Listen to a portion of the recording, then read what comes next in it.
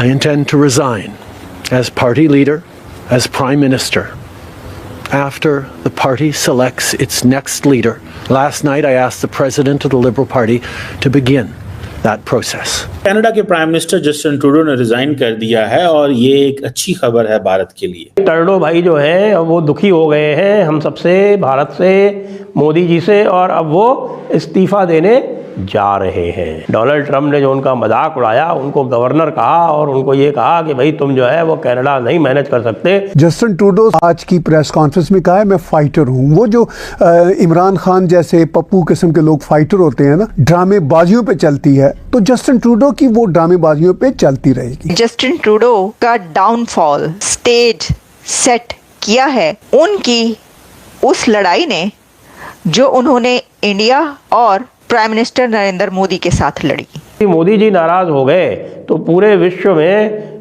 किसी की भी सत्ता, किसी की भी कुर्सी वो सुरक्षित नहीं है। तो भाई अब आप समझ लो कि मोदी जी का कितना दबदबा चल रहा है। आपकी हुकूमत तो पैसे देकर कनाडा, अमेरिका और पाकिस्तान में बंदे भी मरवा देती है, तो हिंदू इंतहा पसंदी का जो जहरीला आपका एक नाग है ना, उसको निकाल कर आप बाहर करते। हमारे जो डॉक्टर जयशंकर साहब हैं, उन्होंने जयशंकर साहब ने जो निखिल गुप्ता है उसको एक्स्ट्राडाइट कर लिया है और वो उसको लेके इंडिया आ गए और वो पहुंच गया हुआ है। नमस्कार दोस्तों कनाडा के prime minister mister joker Trudeau, नहीं सॉरी, मेरा मतलब है कि जस्टिन ट्रूडो ने अपनी कनाडा के प्राइम मिनिस्टर के कुर्सी से इस्तीफा दे दिया है और साथ में अपने पार्टी लीडरशिप के कुर्सी को भी छोड़ दिया है, क्योंकि जस्टिन ट्रूडो की पार्टी खुद चाहती थी कि जस्टिन ट्रूडो को लात मार करके भगा दिया जाए। जहां जस्टिन पप्पू ने ना तो कनाडा की फाइनेंशियल कंडीशन को ठीक किया है, उल्टा बाकी देशों के साथ कनाडा के रिलेशंस खराब किए हैं। जहां पर भारत से पंगा लेकर के कनाडा की बदनामी हुई है, उल्टा भारत का गुस्सा भी झेलना पड़ा। तो अब जस्टिन ट्रूडो कनाडा के लोगों से अपनी जान बचाने के लिए इस्तीफा देकर के घर लौट रहे हैं, जिससे साफ दिखाई देता है भारत की और मोदी जी का पावर। जो कि भारत या मोदी जी से टकराएगा वो पूरी तरह से तबाह हो जाएगा।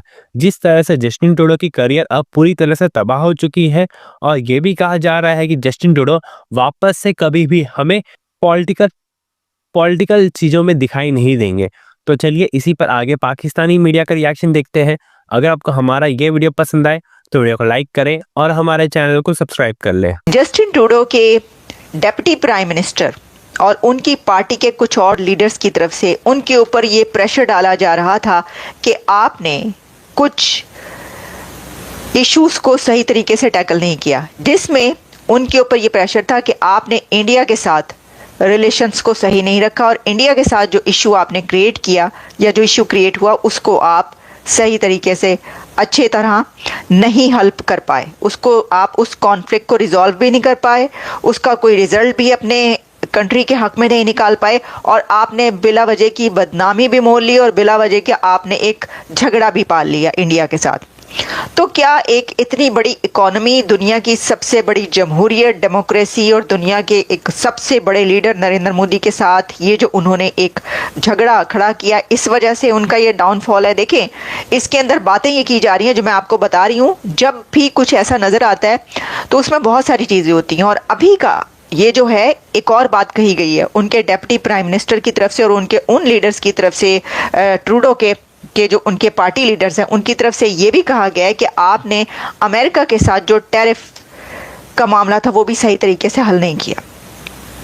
उनके पार्टी लीडर्स का और उनकी पब्लिक का ये कहना है कि अमेरिका के साथ भी एक और नया कॉन्फ्लिक्ट उस वक्त सामने आ गया कि जब ट्रंप की तरफ से सपोर्ट करने के बजाय या ये कहने के बजाय कि ठीक है हम टैरिफ का मामला जो है देखते हैं, हम टैरिफ नहीं लगाएंगे या कुछ भी ज़रा कुछ साथ देने, सपोर्ट के बजाय उन्होंने कहा कि आप अपना कंट्री जो है वो एक हमारे उसमें जम कर दें अमेरिका के अंदर, और आप इसको एक स्टेट बना दें तो फिर हम कोई मसला नहीं रहेगा। तो उन्होंने कहा कि दोनों कंट्रीज़ के लिए टैरिफ का जो है सिचुएशन वो सही नहीं है। अच्छा, इसी के साथ कुछ और जो रीजंस हैं, लॉजिक्स हैं, उसके अंदर ये भी कहा जा रहा है कि जस्टिन ट्रूडो कनाडा के अंदर इन्फ्लेशन, हाउसिंग और साथ ही कुछ और ऐसे इश्यूज़ हैं जिसको वो नहीं सही तरह हल कर पाए। उनके लिए कनाडा के अंदर इन्फ्लेशन भी बहुत ज़्यादा बढ़ी और हाउसिंग का भी लोगों को बहुत ज़्यादा ऑब्जेक्शंस रहीं। पब्लिक जो है वो समझती है कि वो इसको नहीं रिजॉल्व कर पाए। तो